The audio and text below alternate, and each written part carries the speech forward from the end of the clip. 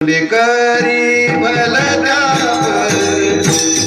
परनारी भलता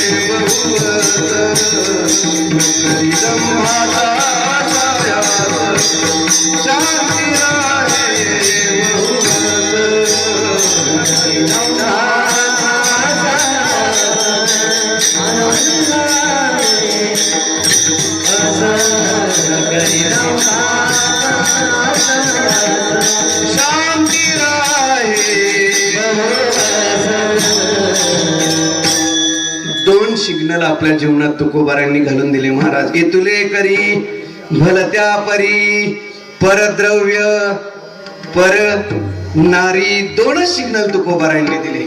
एक तर लोकांची चोरी करू नका, जे दुसऱ्याचं द्रव्य आहे त्याचं हनन तुम्ही करू नका, हा एक सिग्नल आहे. आणि दुसरा आहे परनारी. हे दोन सिग्नल तुकोबारांनी आपल्या जीवनात घालून दिले. ज्याने हा सिग्नल तोडला रे तोडला की मग यमाचा मेमो तुमच्या हातात आहे. ज्याप्रमाणे माझं तात्पर्य इतकंच आहे महाराज, पापा पुढे कुणाची गय नाही. ज्याप्रमाणे व्यावहारिक जीवन जगत असताना विष घेतलं रे घेतलं की मनुष्य मरतोच, त्याच पद्धतीने महाराज परमार्थिक जीवन जगत असताना पाप केलं रे केलं की त्याचा मृत्यू ठरलाय. म्हणजे ज्याप्रमाणे विष अत्यंत त्याज्य आहे त्याप्रमाणे परमार्थिक जीवनात पाप हे अत्यंत त्याज्य आहे. विठ्ठल विठ्ठल.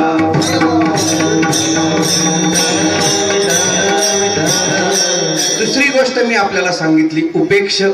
पान, तंबाखू, बिडी, काडी, कोको कोला हे असलं तरी ठीक, नसलं तरी ठीक. त्याच पद्धतीने परमार्थिक जीवन जगत असताना एक गोष्ट आहे उपेक्ष, ज्याला काय म्हणतात, संसार म्हणतात. संसार संसार असला तरी,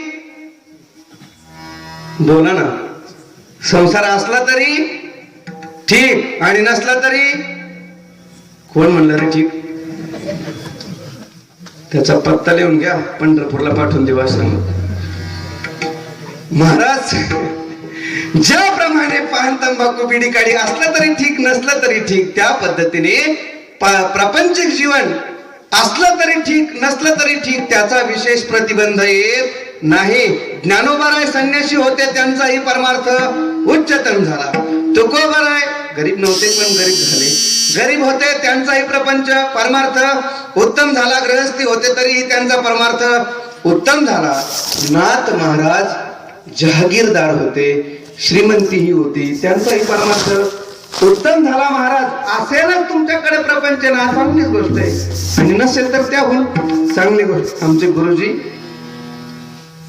एक गोष्ट सांगत असतात, त्यांना शोभतं, मला शोभणार नाही, पण तरी मी सांगतो. प्रपंचाचा तुमच्या परमार्थात काहीही अडथळा येत नाही. महाराज सांगायचे, तुम्ही सगळ्यांनी एक एक बायको केली ना, किती? प्रत्येकाने एक एक केली ना, आणखी 3-3 करा, म्हणजे किती होतील? वजाबाकी येत नाही तुम्हाला? आणखी किती? 3-3 केल्यावर किती होतील? अरे बोला ना. 4 होतील, बरोबर. एका बायकोला जर 4 मुलं झाले तर 4 चोक सगळे घरचेच टाळकरी, कुठं जाण्याची गरज. महाराज तुमच्या प्रपंचाचा परमार्थ करता काहीही बंधन येत नाही. असेल तुमच्या सर्व संतांनी त्याच्याबद्दल लिहून ठेवलंय. काय? फलकट तो संसार, येथे सार भगवंत. संसार तो काय, तृणमतमय, अग्नी त्याशी खाय क्षण मात्रे. लटिका व्यवहार संसार, लटिका व्यवहार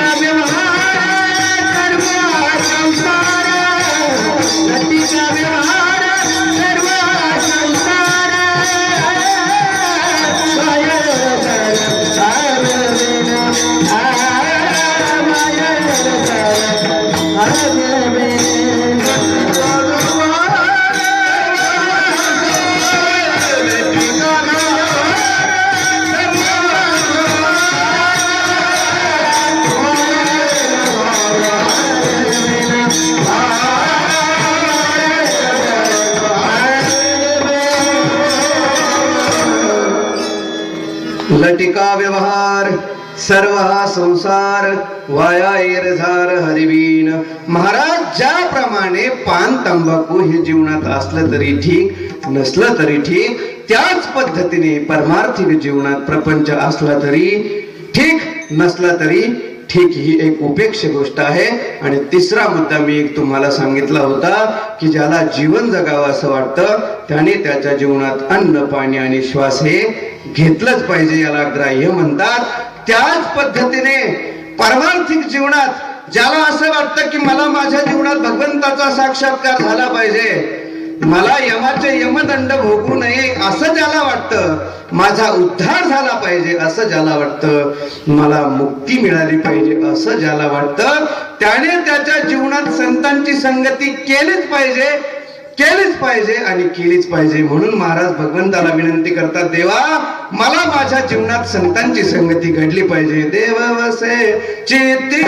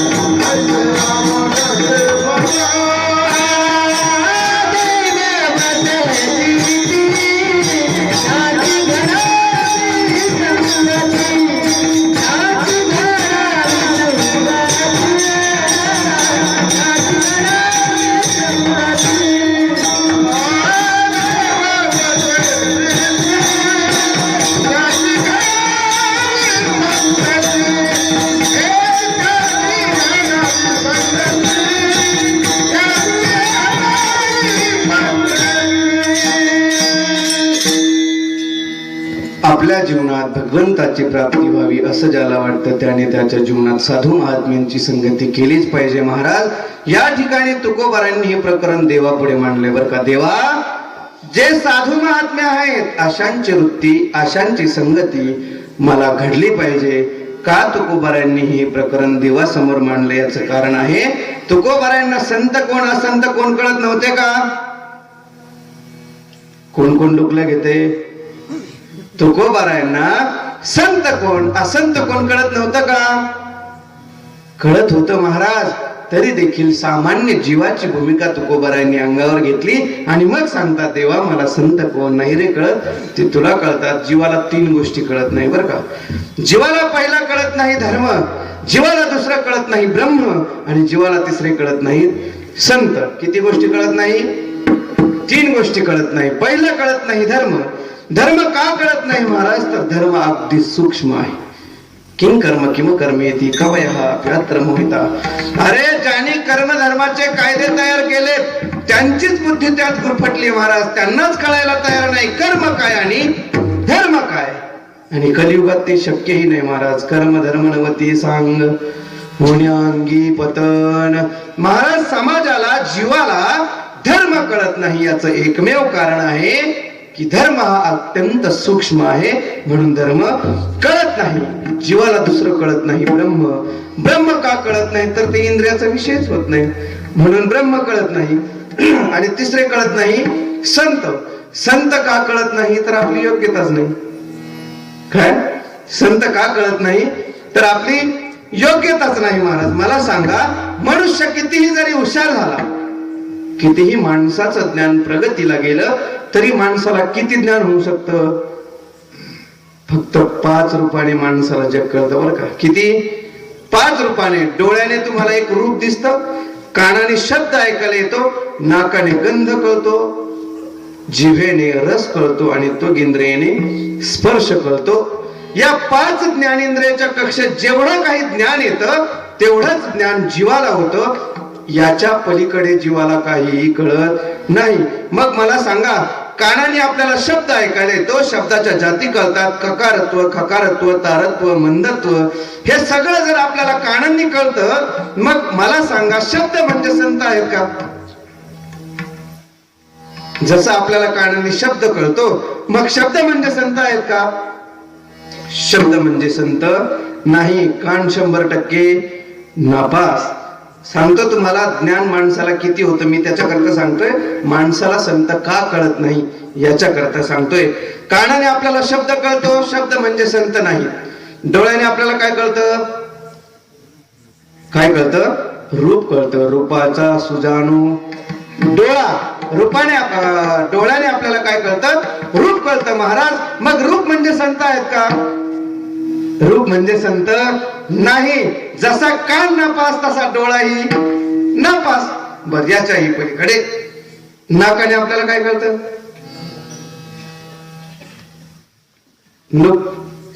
नाकाने काय कळतं आपल्याला? सुगंध कळतो की दुर्गंध? सुगंध. दये पाटील चावडीवर दरोडा झाला. सगळ्यात पुढे बसले आणि नाकाने सुगंध कळतो म्हणे, दुर्गंध नाही कळत.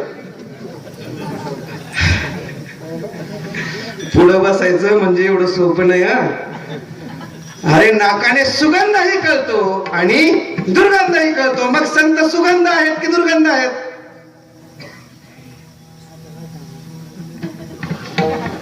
बोला बोला, कोण कोण हुशार आहे मला पाहू द्या आज.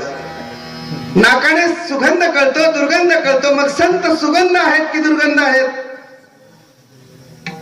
उत्तर नाही दिलं ना, मी असंच उभा राहतो.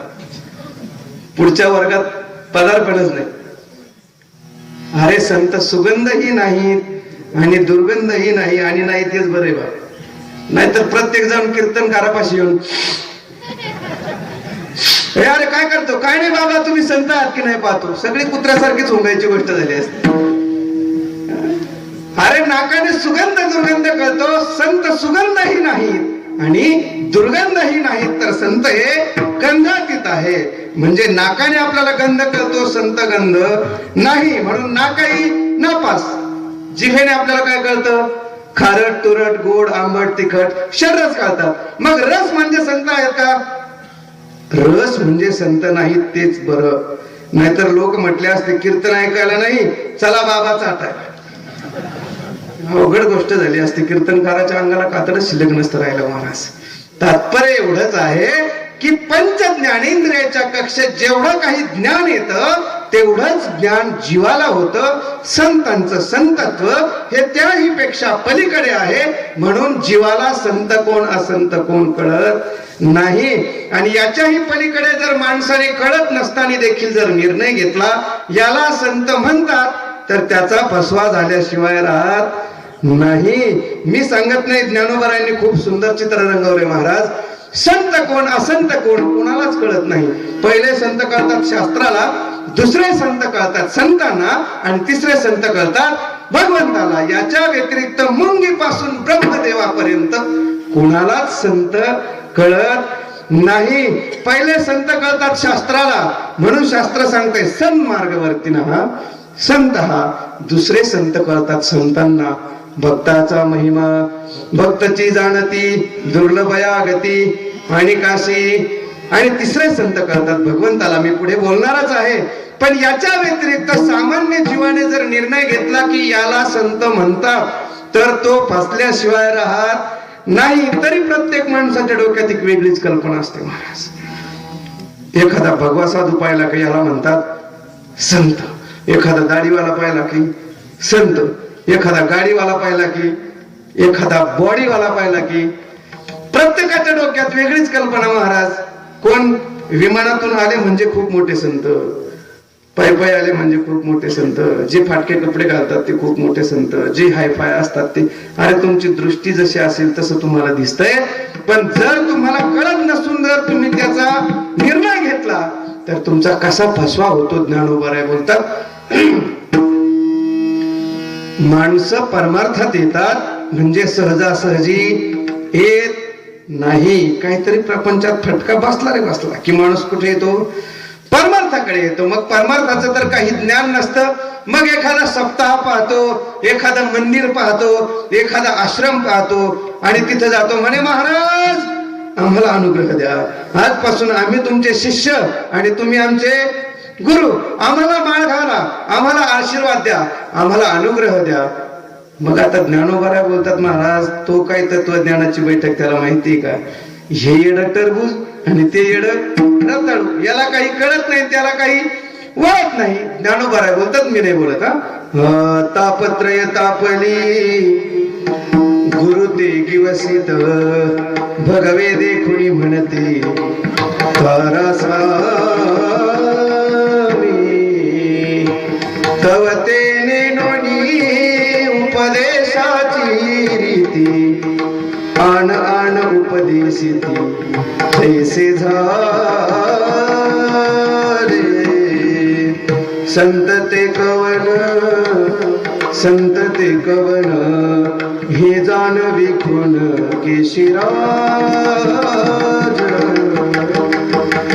तापत्रय तापली गुरु ते दिवशीत, एकदा की 3 तापाने मनुष्य होरपळला की मग साधू शोधत फिरतो, गुरु शोधत फिरतो, नको त्याच्या पायावर डोकं ठेवतो आणि त्याचा कसा फसवा होतो.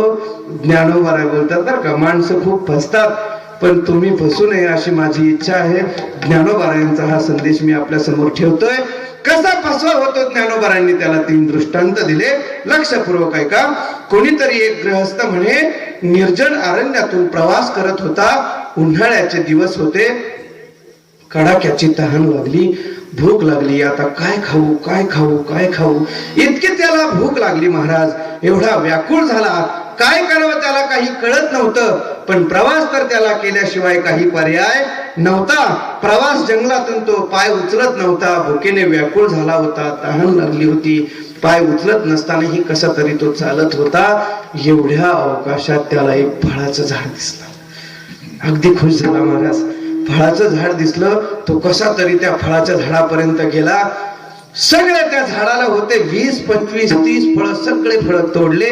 चिंचेच्या झाडाखाली आला, फळ समोर ठेवले, घाम पुसला आणि त्याला वाटलं बस एवढे फळ खाल्ले की आपला आता पोट भरणार. पण खाण्यापूर्वी सांगतो ते फळ कशाचे होते, रुईचे ते फळ होते. रुई, रुई माहिती ना, कुठेही बांधावर असते आपल्याकडे. बरं मला सांगा, त्याने फळ खायला सुरुवात केली, पहिलं फळ फोडलं, काय निघालं असेल? शेतकरी ना तुम्ही, अरे काय निघतं त्या रुईच्या फळात? पहिलं फळ फोडलं, काय निघालं? कोण म्हणलं रे म्हातारी? कीर्तनात बसलाय तरी म्हाताऱ्याच्या डोक्यात म्हातारी जबाब. बरोबर आहे महाराज, त्याला शेतकरी भाषेत काय म्हणतात? म्हातारीच म्हणतात. त्याने पहिलं फळ फोडलं म्हातारी, दुसरं फळ फोडलं म्हातारी, 10, 15, 20, 25, 30 फळ फोडले. सगळ्यात म्हातारी, एकातही विनान फेट्यावाला म्हातारा निघाला.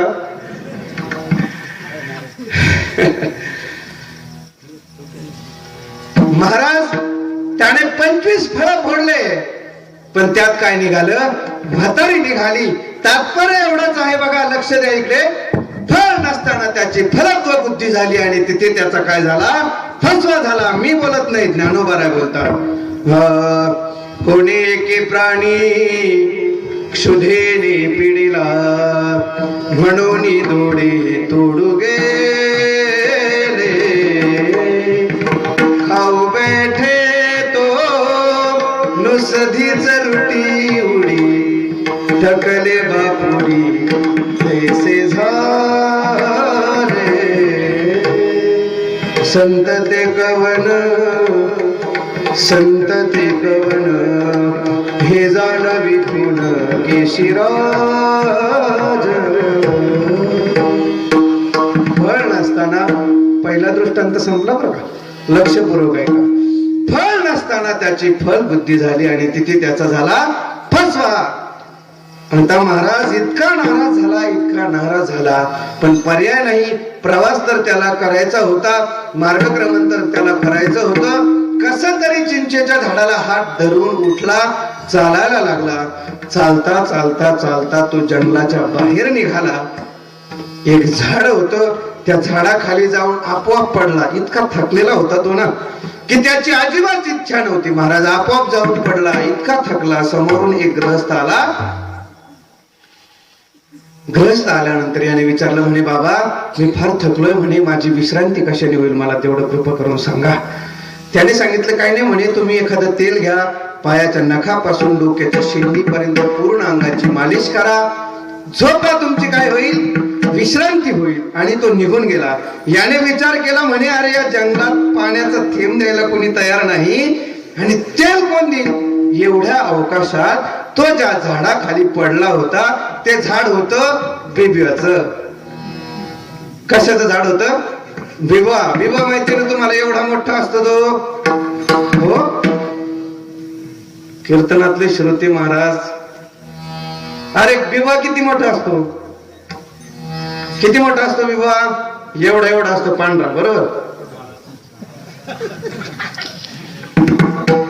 बिबवा काळा असतो आणि एवढा एवढा असतो, पण इतका जहर असतो महाराज, इकडे याच्या नाकात सुई घातली का तिकडे लोकांच्या डोळ्यात होतो.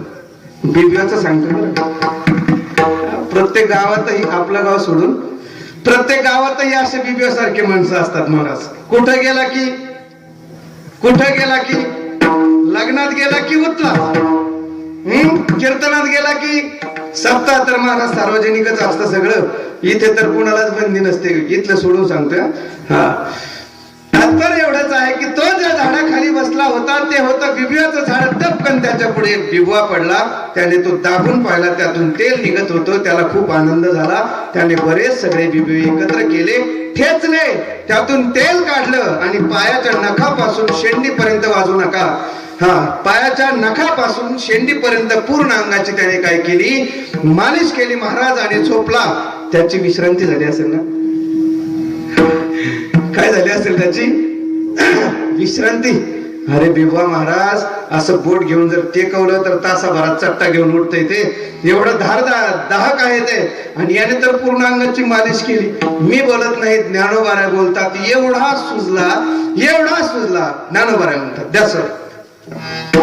कोणी के प्राणी प्रवासी पिढीला, स्नेहाळू देखीला बिबवा तो, तयाचे ते स्नेह लाविता अंगी, सुजला सर्वांगी तैसे झाले. संत ते कवन, संत ते कवन, हे जाणवी खून केशिराज. महाराज बिबवा स्नेहाळू नसताना त्याला स्नेहाळू वाटला आणि सर्व अंगावर ओतला. दुसराही दृष्टांत माझा संपला. इतका सुजला, इतका सुजला, उठताही येत नाही, बसताही येत नाही. त्याची अशी परिस्थिती झाली महाराज. हात असून हलत नव्हते आणि पाय असून चालत नव्हते. इतका सुजला, इतका सुजला. पण प्रवास तर त्याला करायचा होता. कसा तरी उठला, रस्त्याला लागला. पण काय बिचाऱ्याचं दुर्दैव, एवढ्या अवकाशात आला, पाऊस आला. पाऊस कालच्या कीर्तनासारखा पाऊस आला. आता महाराज जीवाचा स्वभावाचे कुठेतरी आश्रय घेणं. एकतर भुकेने व्याकुळ झाला होता, त्याच्यात बिबवा अंगावर उतला. इतका सुजला, इतका सुजला, आणि तेवढ्यात पाऊस आला. बिचाऱ्याचं दुर्दैव. मग जीवाचा स्वभाव आहे, पाऊस आला म्हणजे कुठेतरी आश्रय घेणं. म्हणून तो एका झाडाच्या झुडपात शिरला. पण झुडपात बसली होती अस्वल. अस्वल माहिती ना तुम्हाला, काळी काळी असते ती, तिच्या अंगावर भरपूर केस असतात. हा, अस्वल बसली होती महाराज. ज्ञानोबा सांगतात, मग ती अस्वल का याची मुखे घेईल का? बाबा रे, बरं झाला सांग, बस तुला जेवायला वाटते असं म्हणेल.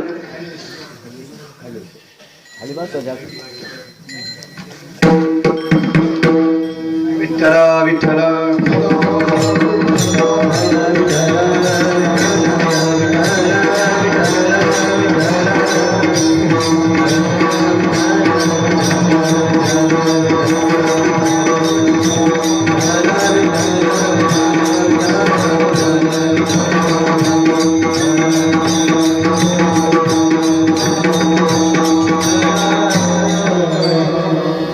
काही नाही झालं, कोणी की प्राणी शुद्धेने पिढीला. जेवला नसेल बिचारा, महाराजांचा फोन आला, त्याला कळालं आपल्याला जायचंय कीर्तनाला, कसं तरी ओढत ओढत आला, भूक लागली असेल त्याला, पण जाऊ द्या, पाणी पाजा, गोंड्या खायला. काय सांगत होतो मी? कीर्तन. अरे एवढा सुजला महाराज, तो त्या झुडपाच्या आश्रयाला गेला, पाऊस आला म्हणून, पण तिथं बसली होती अस्वल. ज्ञानोबा सांगतात ती अस्वल ही एकासारखी 4-2 महिन्याची उपाशी होती. हा महाराज, ती अस्वल उठली, याच्या तडतडा नाकन कान तोडायला लागली. ज्ञानोबा बोलतो, कोणी एके प्राणी प्रवास पिढीला से झडी, म्हणून गेला पैल झाडी, खा खाते उठली अस्वल लवड सवडी, नाक कान तोडी तैसे झाले, संत ते कवन संत ते कवन, हे जाणवी खून. केशीराज 3 दृष्टांत मी आपल्या समोर दिले. पहिला फळ नव्हतं, रुईचे फळ होते, फळ नसताना त्याची फळत्व बुद्धी झाली, तिथे त्याचा फसवा झाला. तसं साधू नसतो, संत नसतो, वरवर अलंकाराने साधू झालेला असतो, संत झालेला असतो, त्याच्याकडे माणूस पाहून भुलला जातो. जसा फळ नसताना फल बुद्धी होते, तसा संत नसताना संत बुद्धी होते, मनुष्य फसतो. जसा दुसरा तो त्या विवास निहाळू पाहिला आणि सर्वांगावर उतला, तसे साधू म्हणून घेणारे, संत म्हणून घेणारे अनेक लोकांच्या अंगावर उतलेत, अशी पुष्कळ उदाहरणं आपल्याला माहिती आहेत. आणि तिसरा दृष्टांत, पाऊस आला म्हणून झुडपाच्या आश्रयाला गेला, अस्तित्वच नष्ट झालं. त्याच पद्धतीने महाराज संसारात पिडलेले माणसं साधू म्हणून, संत म्हणून एखाद्याच्या आश्रयाला जातात आणि कुटुंबाच्या कुटुंब उद्ध्वस्त होतात. तात्पर्य एवढंच आहे ज्ञानोबारायांचं की संत कोण असंत कोण सामान्य जीवाला कळत नसताना देखील जीवाने जर तो निर्णय घेतला, तर ज्याप्रमाणे ही 3 दृष्टांत आपण पाहिले, त्याच पद्धतीने जीवाचा फसवा झाल्याशिवाय राहत नाही. ज्ञानोबा प्रत्येक चरणाचं ध्रुपद आपण म्हणत होतो, संत ते कवन संत ते कवन, हे जाणवी खून. केशीराज, संत कोण असंत कोण फक्त भगवंतालाच कळतात, सामान्य जीवाला संत कोण असंत कोण कळत नाही. आणि कळत नसून जर निर्णय घेतला तर फसवा होण्याची शक्यता असते. म्हणून तुकोबारायांनी भगवंताला विनंती केली, देवा मला संत कोण असंत कोण नाही रे कळत, म्हणून मला देवा तू माझ्या जीवनात संतांची संगती घडून दे. अभंगाचं परत पहिलं चरण, देवावसेची ती देवावसेची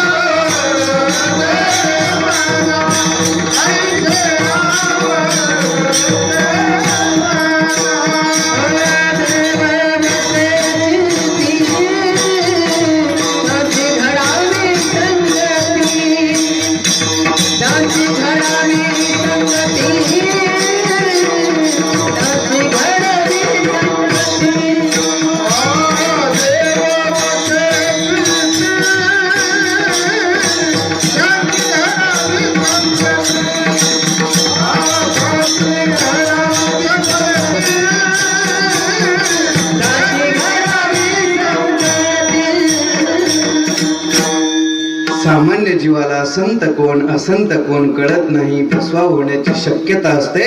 म्हणून तुकोबाराय भगवंताला विनंती करतात, देवा जे साधू महात्म्य आहेत अशांची संगती मला घडवून दे. देव वसे चित्ती त्याची घडावी संगती.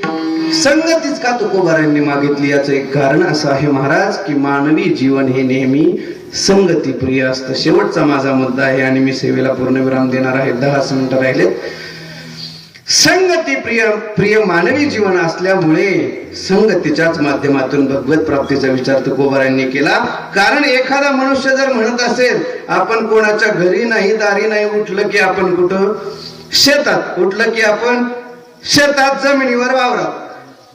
पण महाराज जरी गावात कोणाचा संग करत नसला तर शेतात बैलाचा तरी संग करतो की नाही? एखादा साधू असतो, महात्मा असतो, माळ घेतो, कोणासोबत बोलत नाही, अरण्यात जंगलात रामकृष्ण हरी रामकृष्ण हरी. देवाचा तरी आश्रय आहे की नाही, संघ आहे की नाही, माळेचा तरी संघ आहे की नाही महाराज. संघाशिवाय मानवी जीवन राहू शकत नाही. मग जीवन जगत असताना 3 गोष्टी असतात बरं का. पहिली असते कुसंगती, दुसरी असते विसंगती आणि तिसरी असते सत्संगती. तिन्ही विस्तारपूर्वक सांगतो, लक्षपूर्वक आहे का. पहिली असते कुसंगती. कुसंगती ही टाळावीच लागते, विसंगती ही भोगावीच लागते आणि सत्संगती ही करावीच लागते. महाराज, कुसंगती ही पापाने असते. कुसंगती आपल्या जीवनात असते ती पापाने असते. विसंगती ही प्रारब्धाने असते आणि सत्संगती ही पुण्याईने असते.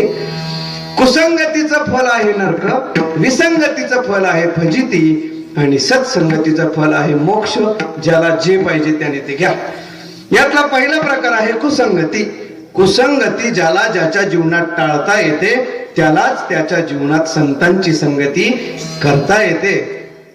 जर आपल्या जीवनातलं कुसंग अर्थात वाईट जर आपल्या जीवनातलं जात नसेल तर आपल्या जगण्याला काही अर्थ नाही. वाईट आपल्यातलं गेलं पाहिजे महाराज. माणूस गडबडच जास्त करतात हो. एकदा एक माणूस आला आमच्याकडे, म्हणे महाराज माळ झाला.